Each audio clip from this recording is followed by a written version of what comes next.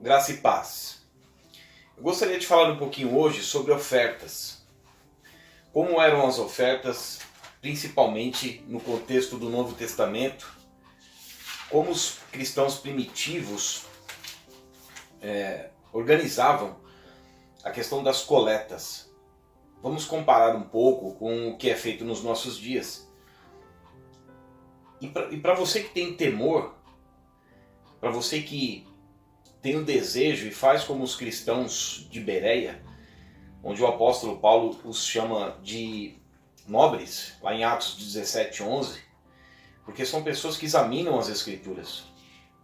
Pessoas que examinam as Escrituras, elas são nobres porque elas fazem parte do corpo de Cristo e do chamado para a igreja, e pessoas que foram introduzidas a serem uma nação sacerdotal, uma nação real, um sacerdócio santo, um povo santo e de propriedade exclusiva do Senhor, que obedecem ao chamado, que seguem as pisadas do Mestre e que se submetem ao Evangelho, primeiramente examinando. Como Jesus diz em João 5,39, examinai as Escrituras, porque vocês julgam ter nelas a vida eterna e são elas que testificam do próprio Cristo. Os ensinamentos concisos cristãos que fazem com que nós venhamos a ser frutíferos, ativos na obra de Deus. E a obra de Deus ela é caracterizada por algumas coisas.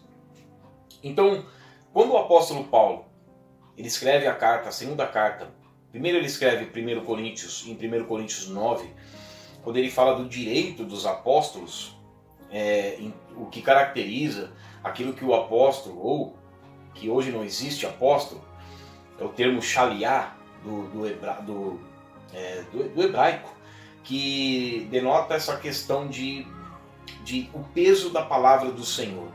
Tanto que os escritos do Novo Testamento, principalmente o apóstolo Paulo, escreveu 13 cartas, e que se Hebreus foi escrito por Paulo também, 14 cartas no Novo Testamento, onde foi fundamentada a doutrina cristã. Por isso que hoje já não tem mais apóstolo. Os 5 ministérios que fala de Efésios capítulo 4, verso 11, apóstolos, profetas, evangelistas, pastores e mestres. Apóstolos e profetas escreveram as sagradas letras.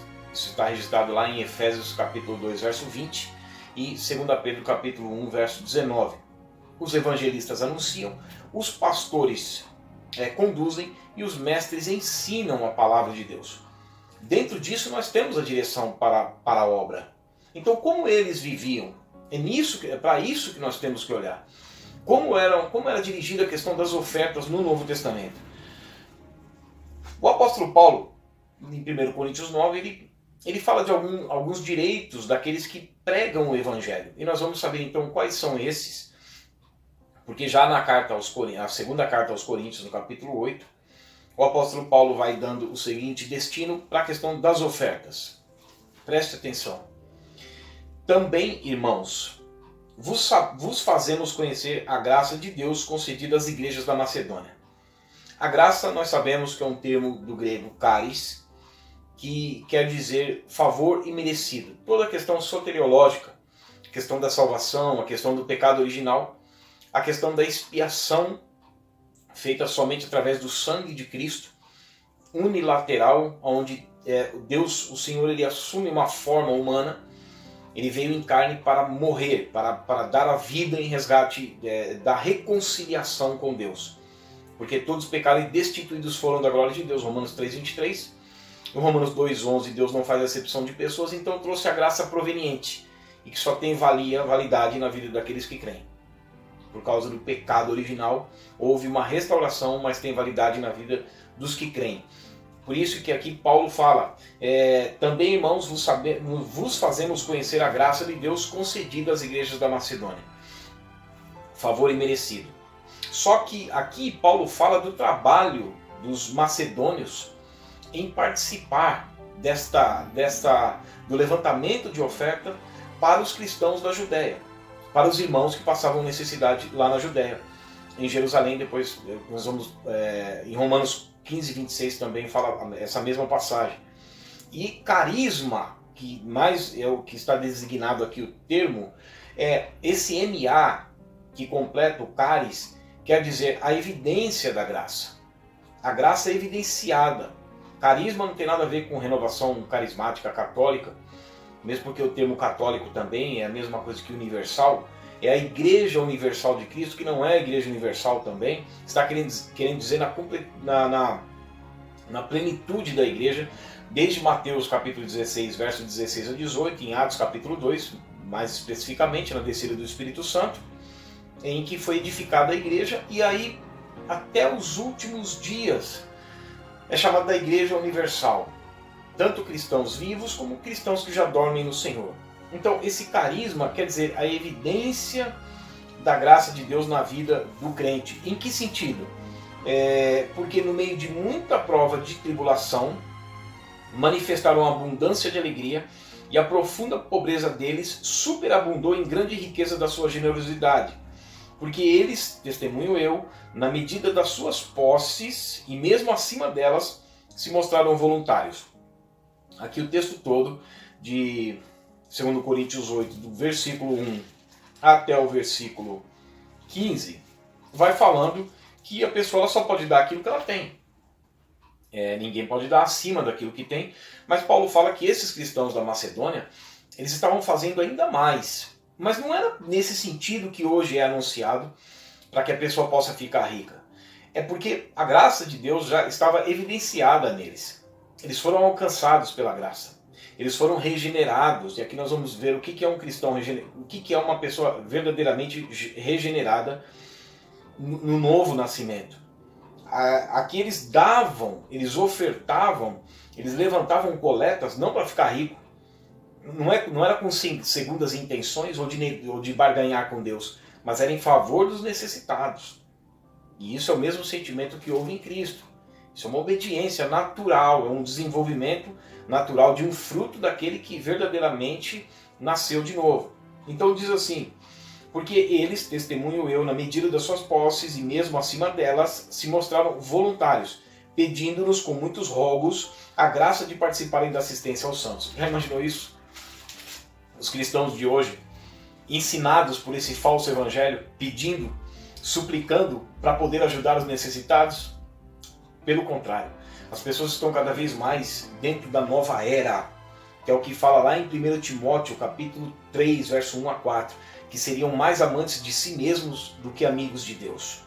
E não somente fizeram isso, não somente fizeram como nós esperávamos, mas também deram-se a si mesmos, primeiro ao Senhor, depois a nós pela vontade de Deus. Veja o que causa na vida de uma pessoa a questão do ministério da reconciliação, de como nós somos reconciliados com Deus, e isso traz a evidência da graça em nós. Zaqueu, ele houve uma transformação. Jesus falou: hoje veio salvação a essa casa, porque este também é um filho de Abraão, filho da fé salvadora, da fé que transforma, a ponto da pessoa, igual está escrito em Tito, capítulo 3, verso 14, que os nossos devem aprender a se distinguir. Hoje, as falsas pregações você tem que se distinguir porque você tem que ser dono do McDonald's, você tem que ter empresas, você tem que ser grande, você tem que ser isso, você tem que ser aquilo.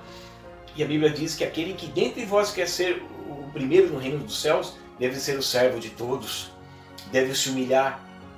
E aí Tito fala assim: vocês devem aprender a se distinguir, não sendo maiorais naquilo que vocês se propõem a fazer, mas em favor dos necessitados, para que vocês não fiquem infrutíferos.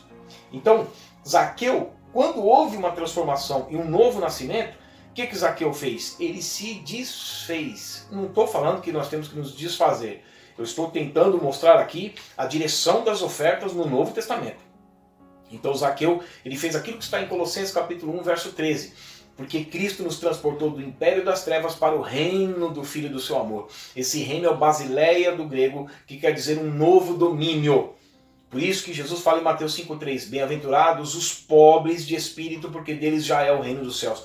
O que é pobre nesse sentido? São pessoas que se desapegaram, são pessoas que deixaram toda a sua bagagem, são pessoas que hoje não andam na vaidade, não estão cheias da vaidade dos seus próprios pensamentos. Então hoje elas estão livres para o reino de Deus, elas se fizeram pobres. É como aquele homem que acha um tesouro oculto no campo. Ele vai e vende tudo que tem, ele se desfaz, ele se desprende por causa do reino de Deus. E aí essas pessoas elas terão o mesmo sentimento que houve em Cristo, que foi o que Zaqueu fez. Se eu tenho defraudado alguém, restituir-vos-ei 4 vezes mais, e tudo que eu tenho darei aos pobres, ficou sem nada. E aí Jesus, em Filipenses 2,5, o apóstolo Paulo escrevendo, ele diz, tende em vós o mesmo sentimento que houve também em Cristo Jesus. Em Atos 20:35, a palavra diz que melhor é coisa dar do que receber. Paulo fala até com relação aos presbíteros, não cobice ouro e prata de ninguém, trabalhe. Anuncie o evangelho para você não ficar preso. O problema de hoje é que os falsos profetas estão presos às suas tradições, eles estão presos às suas práticas libertinas, eles estão presos nos ensinos de demônios, porque eles não têm nada a ver com a doutrina cristã. É o que acontecia com Lutero na época, com o Papa Leão X, no período do nosso reformador Lutero. O jovem rico ele fez o contrário. Ele resistiu à graça de Deus e por isso ele revelou aquilo que estava dentro do seu coração, que era o apego aos bens materiais. Não era mais o favor aos necessitados, a obediência à doutrina cristã, como fala em Atos 2:42, e perseveravam na doutrina dos apóstolos, na comunhão, no partir do pão e nas orações. Em cada alma havia temor, e aquilo que eles possuíam não tinham como sendo seu propriamente, mas vendiam as suas propriedades, os seus bens, e depositavam aos pés dos apóstolos para que houvesse igualdade. É isso que faz o verdadeiro cristão. Por quê? O cristão regenerado e ensinado pela palavra, ele divide, não acumula. Jesus falou isso em Mateus 6,19. Não acumuleis para vós outros tesouros sobre a terra. Porque o ensinamento é sobre as pisadas de Cristo. 2 Coríntios 8,9. Pois conheceis a graça de nosso Senhor Jesus Cristo, que sendo rico se fez pobre por amor de vós, para que pela sua pobreza vos tornasseis ricos. Esse rico é o que Jesus disse. Em João 10,10, eu vim para que tendes vida, para que tenhais vida e vida com abundância. Abundância de vida eterna. Mas nós temos que seguir as pisadas de Cristo. O apóstolo Pedro fala isso em 1 Pedro 2,21, que Cristo veio para nos dar exemplo. O apóstolo Paulo fala em 1 Coríntios 11:1, que nós devemos ser imitadores dele, assim como ele era de Cristo. Filipenses 2,5, o mesmo sentimento que houve em Cristo Jesus. Por que os primeiros cristãos faziam isso? Os cristãos primitivos? Porque eles estavam mais próximos da doutrina cristã. Hoje as pessoas estão mais distantes. É lógico que elas vão buscar aquilo que é melhor para si. E elas não entendem que aquilo que elas pensam que é melhor para si vai trazer, por fim, uma condenação, porque estavam longe dos ensinos escriturísticos. Como eram então as ofertas? As ofertas, meus amados, elas eram sempre recolhidas em favor dos necessitados. Era sempre neste sentido, podem acreditar. Eu vou passar aqui alguns versículos para os irmãos, porque não dá para ver tudo. Atos 2:42-47, Atos 4:32-37, Romanos 15:26, Colossenses 1:5, 1 João 3:17, Efésios 4:28, Tiago 1:27, Tito capítulo 3, verso 14, eu gostaria que os irmãos examinassem. Sempre nesse sentido, em favor dos necessitados. Dificilmente isso é ensinado nas igrejas. Quando fala da liberalidade, que não deve ser, que deve ser algo liberal, como nós vimos aqui em 2 Coríntios 8:1-5, que as pessoas se dão primeiramente ao Senhor. Quando há um verdadeiro novo nascimento, então nós temos a natureza de Cristo, então nós somos voluntários. E aí Paulo fala em Atos 9:36 e Atos 10:2 de duas pessoas, que era Tabita, também chamada de Dorcas, e de Cornélio, que eles tinham, era comum para eles vigiarem sempre em oração e dar esmolas em favor dos necessitados. Agora eu quero falar um pouquinho dos líderes cristãos. A Bíblia diz em Mateus 10:8, de graça recebestes e de graça dai, Jesus dando orientação aos apóstolos. Quando forem caminhando, vocês vão anunciar o reino de Deus. De graça receberam e de graça vocês devem dar. 1 Timóteo capítulo 6, versos 5 e 6, o apóstolo Paulo faz aqui então uma comparação com os falsos profetas, que têm a piedade, o respeito às coisas de Deus como grande fonte de lucro. E aí Paulo diz, de fato a piedade é grande fonte de lucro com contentamento. o contentamento de fazer parte do povo de Deus, do reino de Deus, e entender qual o chamado para o ministro do Evangelho. O ministro do Evangelho, como Paulo escreve a Timóteo lá na segunda carta, no capítulo 2, verso 4, que nenhum soldado que foi arregimentado, alistado pelo Senhor para a obra se intromete com as coisas deste mundo. Para que um pastor vai ter tanto recurso financeiro assim, se ele foi chamado para pregar o Evangelho, se ele foi chamado para se esvaziar? E aí Paulo ele fala que os lobos devoradores fariam isso, movidos por avareza, se cercariam de pessoas segundo as suas pessoas que estariam também buscando as suas próprias cobiças, porque estariam longe da doutrina cristã, como Paulo escreve em 2 Timóteo capítulo 4, verso 1 a 4. E esses falsos profetas, como escreve Pedro na segunda carta, no capítulo 2, verso 1 a 3, movidos por avareza, fariam comércio das pessoas com palavras fictícias. E Paulo também escrevendo em 2 Timóteo capítulo 3, verso 1 a 4, fala que as pessoas seriam mais amantes de si mesmas do que amigos de Deus. E nos versículos 13 diz: os homens mal irão de mal a pior, enganando e sendo enganados. Oséias 4,6, o meu povo tem sido destruído porque falta o conhecimento.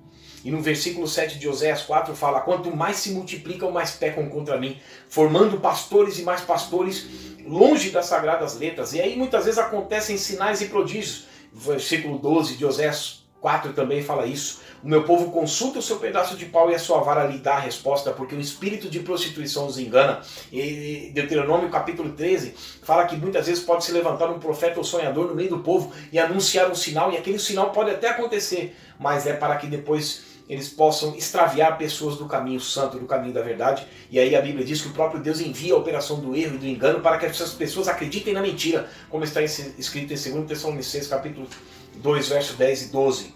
Então, 2 Tessalonicenses capítulo 3, verso 6 a 10, o apóstolo Paulo fala que o ministro, o pregador, o pastor deve trabalhar, não deve ser pesado a ninguém, assim como fala em 1 Tessalonicenses capítulo 2, verso 6 a 9. Atos capítulo 18, verso 1 a 4, fala que o apóstolo Paulo era fabricante de tenda, ele trabalhava.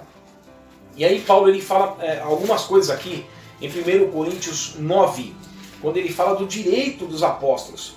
Paulo fala assim: ou somente eu e Barnabé não temos direito de deixar de trabalhar?